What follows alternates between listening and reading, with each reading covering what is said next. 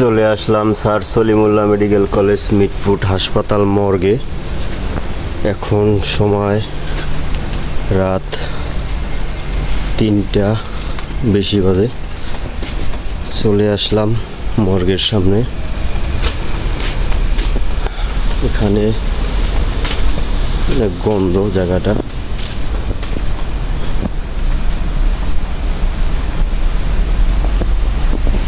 হলে মর্গ, এটার ভিতরে পোস্টমর্টম করা হয়। আর এ হলো যাইয়া যত লাশ নিয়ে আসে সেই লাশের প্যাকেট। আর এদিকে ওই যে আলামত এটি রেখে দিয়েছে। এইটা হইলে সলিমুল্লাহ মেডিকেল কলেজ মিটফুট হাসপাতালের নতুন মর্গ।